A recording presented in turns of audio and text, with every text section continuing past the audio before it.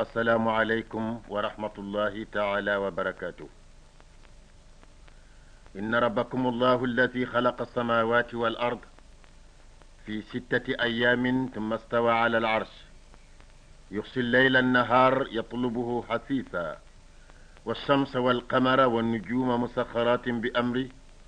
ألا له الخلق والأمر تبارك الله رب العالمين. nganyine fonunko tawhido limaniya ye dun sondomo kono atelem farla faloti misilmo be wasotolno la nyaadi wolem man satallala da fem balu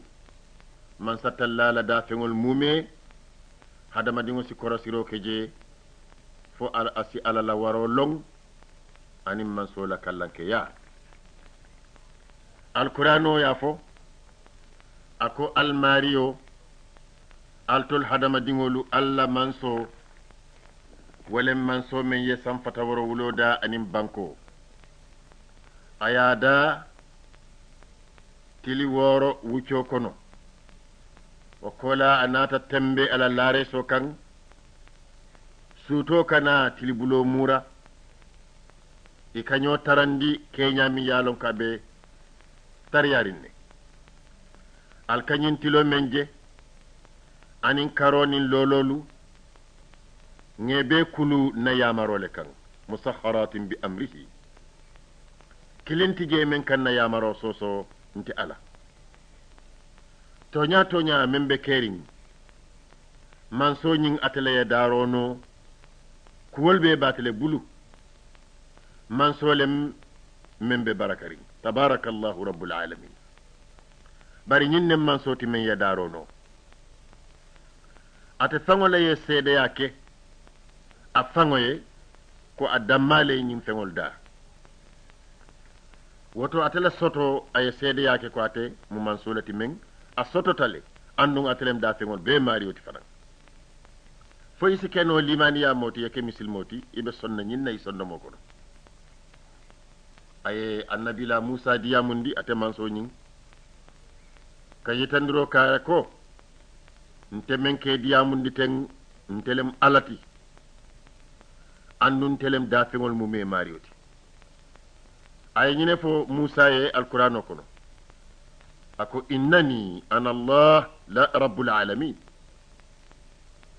ntelem man soti men ntelem alati ntelem dafengol mume marioti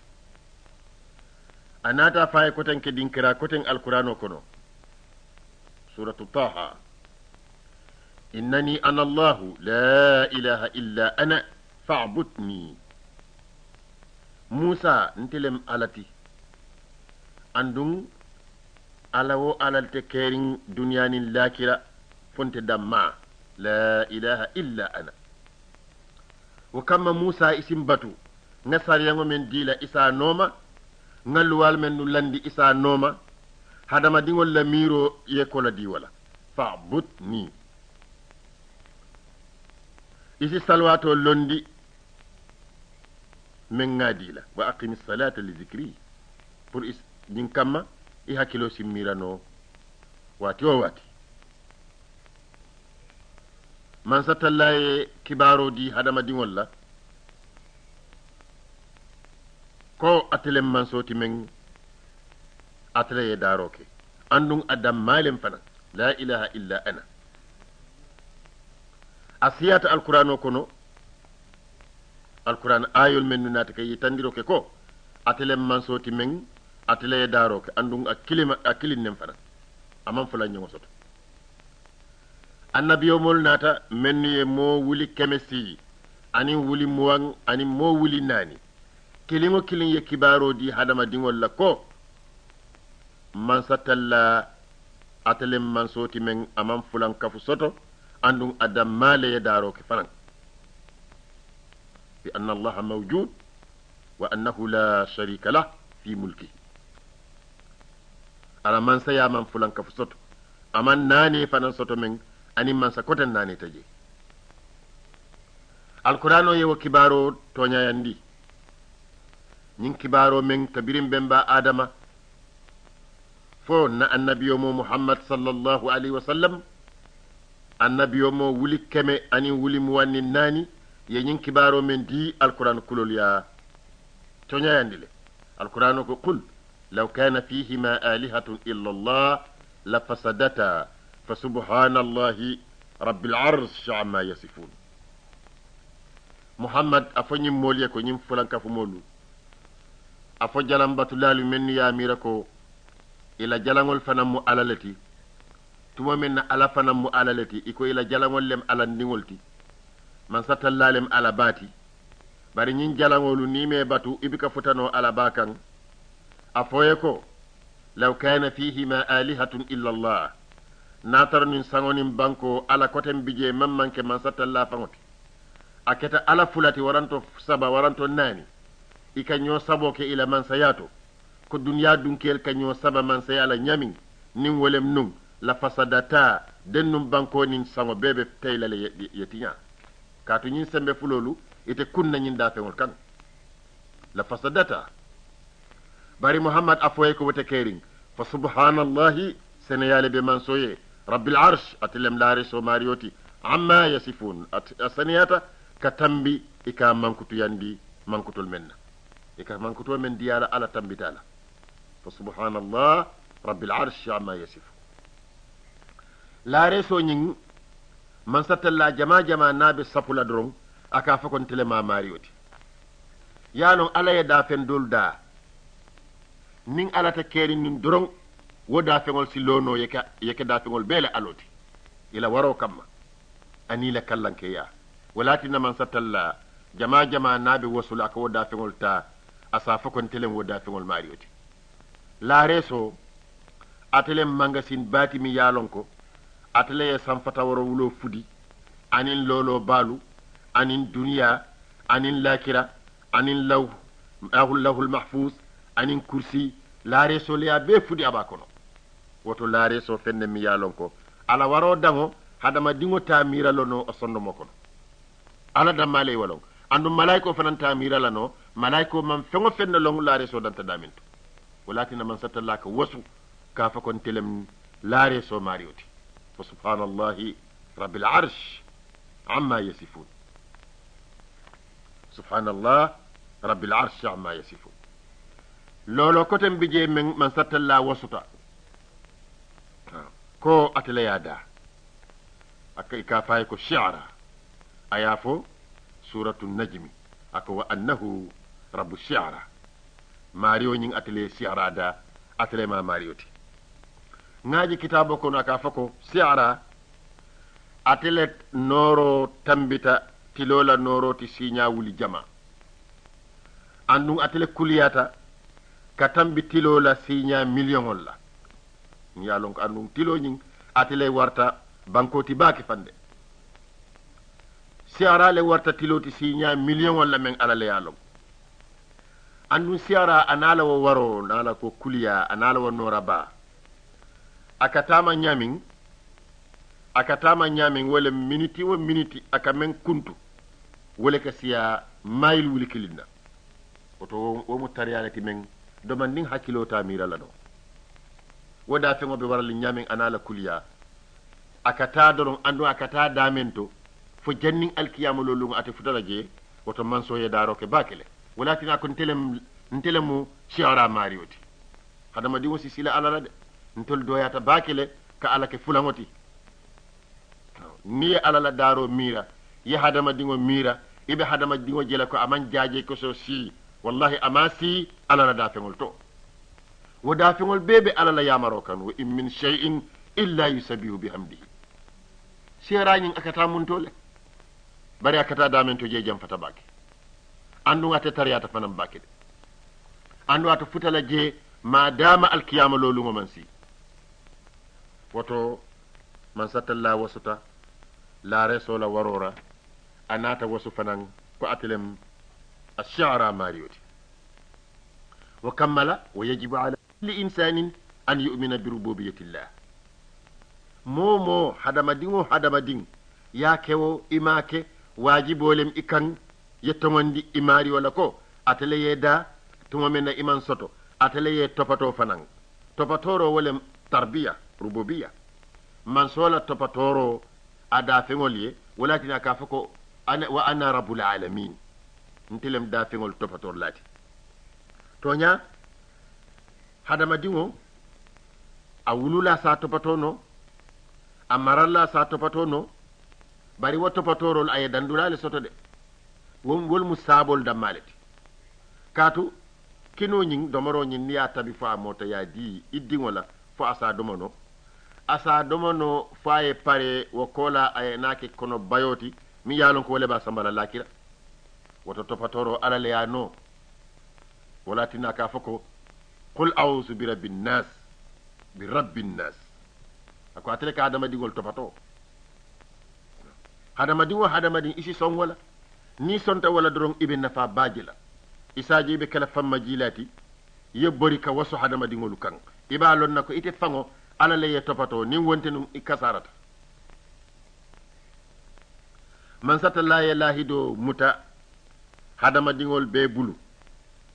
ila dar folo tuma menna ayeda ila natalol be ifamalu tel kono comme mbemba adama yalon hadama dingo ala yembe dalum kilinne bari nak hadama ding ila natalo wala be kerin ni la funti wato sita jamano kono dunya kono ye funti ni la ta wato sita fanan fennati je men sabayino yeta kabirim bemba adama ala yada hadama dingol natalol bebe bate kono fi sulbi abihim adam hadis ko tan yafo ako hadama dingol la dar folo niyeje ika bonko yiwo kenyo men ya juruma ye nyono mo wala nyama ibe meseyari fo nyaata jelano wa hadama dingol men am meseyata fo nyaata jelano ala ye wala muta ka dunni man yi jiwo kono ka kulu ka niyo dundije wakola aya funtindi anata ke dafem bati mi yalon ko ala fedi o tambitale hadama dingo fedita alqur'ano le yafo qul khal insanu halu'an kato adammale ka wasu adammale ka hani alala mansola da tegol ko kananim fula nyango bi je wolem jinoti bari nyin da fem balu be kiling aka jara aka josa fara isi beroje ayatay ayatar ala nyasi la ngolati na tayta alqur'ano le yafo wa inna min alhijarati lama yatafajjaru minha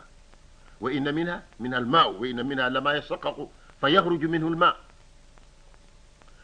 bero dol bi je wal ka farale jiyo si funti je ayatar ala nyasi la mo wala yemuta hannatra iman niyo soto iman miro soto dol bi je wol ye fara ye tay ye na juruma banko kan bari hadama dingo damma ika wala je nabe tamala ika mira ko atale nyim banko da fo asitama no akal asinyina ku jamala nyalon ki siyata asinyina abota daminto iko hadama dingo boto koso yale kono abina murun na koso ya kono andu koso nene mambo ajato kono faran nyimbe mu fennati men ajarata limani yayi hadama dingo dundi akala mira wati wati fo isikeno hadama dingo dammati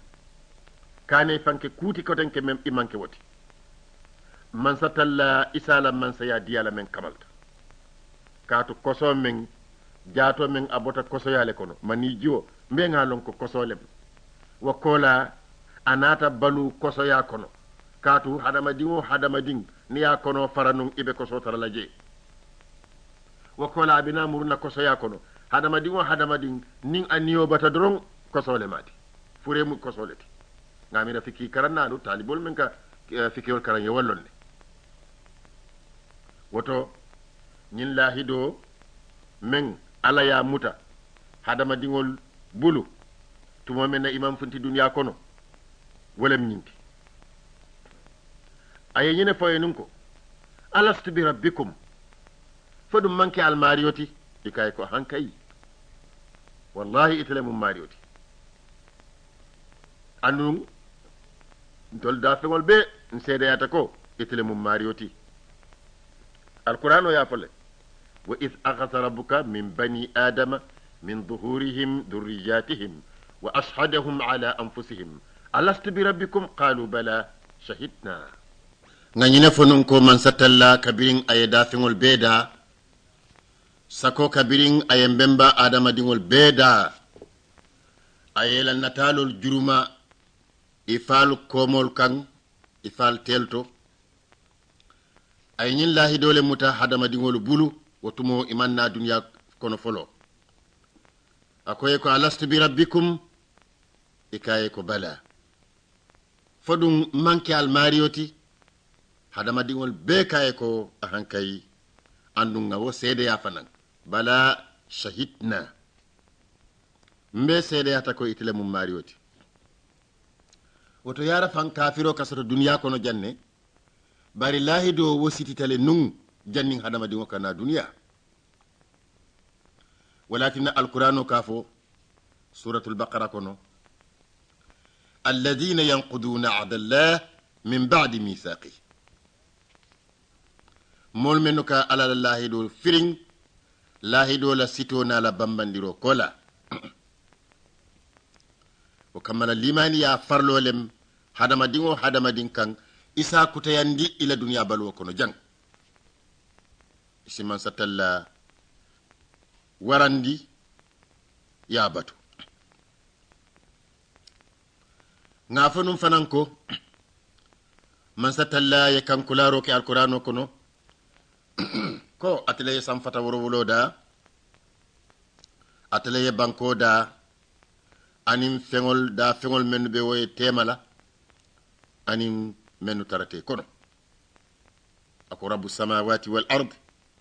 wama baynahuma in kuntum muqinin atelem sam fata woro man soti anim banko natural kita danken ya moti alsila wala altul hadama dingol la ilaha illa huwa yuhyi wa yumitu rabbukum wa rabbu abaikum al-awwalin man salata kerin dunyanin lakira ala kilinnete kerin dunyanin lakira fo ate damma la ilaha illa huwa atlaka balundiro ke atlaka faro ke yuhyi wa yumit rabbukum wa rabbu abaikum al-awwalin hadama dingolu wa manso wala malla mansoti walem alfal ñol lama mansoti fanan alfa fololu walem almamulti wa rabbu abaikum al-awwalin man satalla wasuta fulan kafumol kan ako kilaye ko inyinin ka bang nyim fulan kafumol nyinin ka jumale ya samfata worowulo da jumalem laare so marioti niye ñininka iba fulay ko alalam qul man rabbus samawati sab'a wa rabbul arshil azim sayaquluna lillah qul afala tattaqun altasila alala bang to min al yalonko alnene man dafen kilin jemen safonoko ntelenga sangoda waranton ntelenga bankoda wol fangi waratale drum man satalla ye sambanan bari hani jaaje keso hadama dingo nene mada hadama dingo ke yele mandiro ke ning hakilo men ala ya diyala asi alala da fengolta ay yele mandiro ki je dadaro bari daro hadama dingo nene man woke hani jaaje keso hadama dingo ma semboso walakin alako qul afala tattaqun altisila wa mari laban alsakilim bayandi alsilimani yala ala yamaro alsanoma fatandiro alyeborala afala tattaqun namanso mario atelem balundir lati ateleka faro ke fanan ateleka soro ke ateleka mutaro ke ateleka adama di nafa atele simantoro jindine mokan wo mari wo manso atele hawla mayanta atele hako soto da fengol sa batu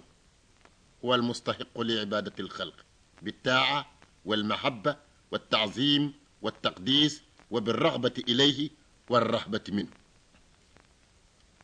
مول سابتو دا فنول بي سابتو كا نوما على يامارولا كا كانو فنان صندمول كونو كا ورندي صندمول كونو كا سنياندي فنان صندمول كونو أنين كيبارولو كا نوتو سيا كتا على ولين كا سلالة فنان الرغبة إليه والرهبة منه. ماريو نين أتلم دار لا منصوتي أتلك هرجي فرين هذا ما دينول يه هذا ما دينول تانول مومي إبيك بالو نين على هرجي لا جاني بالون نكو ألالم رازق واتدو بيجي إكافوك الرزاق أتلك هرجي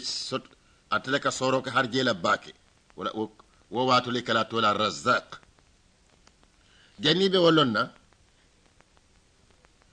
beyen kilin dorong ipareta ka dañinin ni isembola ñamoti je fenti je fo ila kato damma ila ñimbe ila fita balundi la isa lon ko alale ka harje di ada fengol la ibaji lay korta isi wosi isi bata katabake ni yo mira yeda fengol je kabiri ni solu ñonko molu be ngolu ñunu be ka balu nin alala harje la wulo kono suwo kono hadama din kilim bi kabataje woto atlem ar-razzaq hadama din sila alala akana alake fulamuti المدبر لسؤون الخلق فهو القوي القدير العلي الكبير السميع البصير الرؤوف الرحيم اللطيف الخبير أتلم من صوتي من كتا المدبر ولم ينتكو نين نجمان وفصر ولم نسافكو أتلك كول بي بلان إساجي كول كفنتي أتيا بلان نيامين أتلك كول بي لاندي أيا لاندي نيامين أكا فنتي ولا نياما سمبه كتن تيجي منسي وباينو المدبر دافعول بيلا كولا رك أتلم من صوتي من ببامباندي فرن تونيا أي دافين دول بامباندي bari niyaji ka foko atlem man soti membe bambanding wala nyinte fengo fem bambanta isa lon ko fenne ya bambandi fenne baye dumala ka bambandi bari adamale man sola fen koten na makoy rola aya fole ni tada ayatul kursi aya fojeto me nyin alquran sura men kono suratul baqara alquran aya kilim bije allah la ilaha illa huwa alhayy alqayyum atlem alqayyum ni banko korosi sembe dole ya muta yellololu je sembe dole ye muta yettilo je sembe dole ye muta hani lon naltata sañi foy ka tola wasembo me yatinna lolol ning tilolu karo banko yi bika taki nyokan ikala tola ko wolem aljazibiyya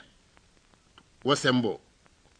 bari sembo mi yalon ka man sola sembe kotenna wamate da malati de alqawi alqadir atleka kuwol tembendi fanan man sole membe cikaring al-ali niyaje ko man sole membe cikaring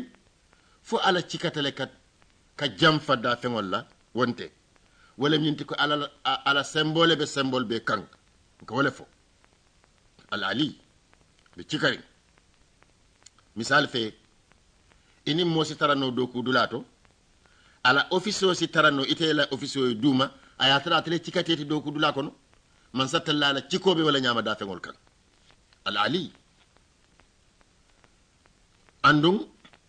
man solem fana men warta bak al-kabir la moyr lalem bari niyaje iko la moyr lalem andum wo mankuto aya so da fen kote ngolla hadama di o ka moyro kele bari anin ala la moyro fatata bak katu ala la moyro nga lonko aka moyro ke drong bari wo kenya ntolte wo fatam fansala no hadama dingo ding ala ye sufu kilinde di yala men ka moyroke nin wo tikita dorong asota dorong abika moyroke no ko denk wolem tulu fuloti man sola moyro nin tolta fatata al basir atlem jerlati hadama dingo ka jero ke bari ku dantan aka wala jeno wati dantan ala jero ka dan jeleto ala la jero ka asali yulem abadi yulem walem amam folo dula soto aman dan dula soto kulete kerim fanam men abikaje watu lete kerim men abikaje roke al basir anata ke bala fa man sati fanan rauf arrahim nema man solem fanan naman ke bala fa man sati nu denun da fengol be si halaki sakon nak hadama dingol ni jinolu ntol mi yalon ko mbika ke kundino buray natarno man ke bala fa man sati nga tonye wati o wati asejo asijulojo dennum be halakita nema man solem fanan lakira arrahim ika fako rahman lem dunya kono bari rahim lem lakirati nak lakira wode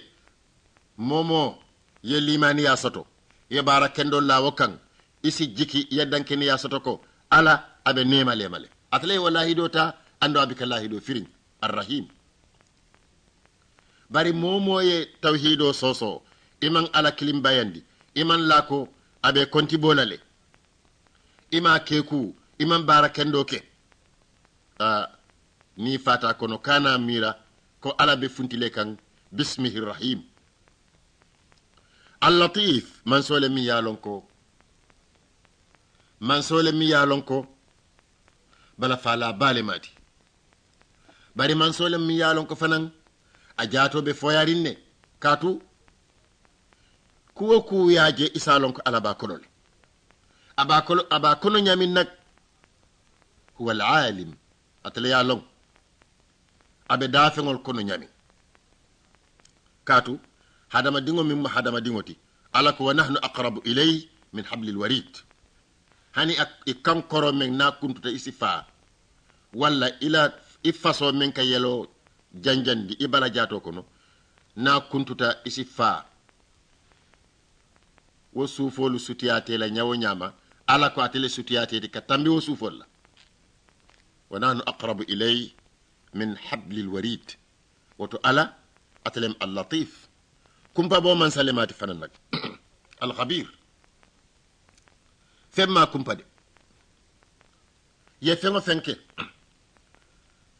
mol nyala ala nyabela ya ke idam ma nyala ala nyabe ala nyabela wa al-latif al-khabir kuma nungala de wa man so ajartale hadama dingo sabatu ajartale hadama dingo si al inqiyat ke ala karawla walem ka song ke fandiyala nako tennem iko aha nako tente isi wotuje walem al inqiyat ita falako munatina ala ko teng misilmo manyana wo fala momo ko misilmo le muyti imanyana wo ko mo fala dalil jumalatina ala ko tennin teng wonte misil me yakumoti ala ye kuolande nyamin ite hadama dingo iko ile fita wo kuole topatola ya dada ku katu ala mala ku katu mba fale wala nyama misil me yeku koyo long ala la kumol kan wo kola iko ile fita dada lale tonya i hakilo ye mem fo wala nyinti ko ala ya landi nyamin amankeku batunte nga dada hadama dingo doyata waye bakele فربنا هو المستحق بالطاعة والانقياد موسي السنالة الانقياد نك أتلا كوليات على باتو سيفا بيلا ولم ينتكو نين على يالان دي نيامين درون يا متاي ونياما وله أسماء حسنى وصفات عليا لا يشركه فيها أحد ayatol soto to nyima balu ay mankutol soto menu be koto taring wa mankutolu anin woto nyimalu ama fembi ka fulan ka fujeto la yushriku fiha ahad walakin al-imam Shafi'i rahimahullah akafununko ntongandita alala ntenga dankini ya soto mansola limaniyata alala anin alayemen nati ka bondi alato annin alaya alala fitala nyamin alaya fasari nyamin mba mutaye wala nyama nte man fasaro sotoje manjero sotoje alaya jinni nyamin ngamuta wala nyama ntongandita alala kilala limaniyata alala kilala Muhammad anin alala kilaye kumol futandin tolko nyamin tolka nyamin alala kilaya fasarin tole nyamin ngamuta wala nyama andung al-imam Ahmad fanan ka wale fanu ako ala ye men fako aka ji kana fo san fata wara wula njango membe duniya ma fangola anin aye men fako al-qiyama lo lungo limani ya mo kendolu ibe ala jela anin ala yemen foko kila yemen foko sallallahu alaihi wasallam ala ka kabale ando aka jelele ando aka kamfa aka dunya kula aka kudolu kong aya kudolu kanu ako nyin kuwol be ntol ma fatam fanso long ala la kila ya sambantole nyamin mba mutala wala nyama dorong bari ka foko ala ka jele tennin tenne wala ala kamfa be tennin tenne akon tol man fenlonji bari mba be to nyandila wa nusaddiqu biha nu'minu biha wa nusaddiqu biha la bi kayfin wala ma'na nda falako ala ma'na mu nyinni nyinnati hannin ala la kila ayo fo nsonta fananko ku keri ngolem bari dal ntol ba falako nsonta fananko ala de man solem men aman nyongo soto aman misali ngo soto aman fulango soto aman denyo soto annun atelem samiu al basir atelem la moyrlati atelem jerlati fanan aman sola kambe wala ala man be sola kayrala wassalamu alaykum wa rahmatullahi ta'ala wa barakatuh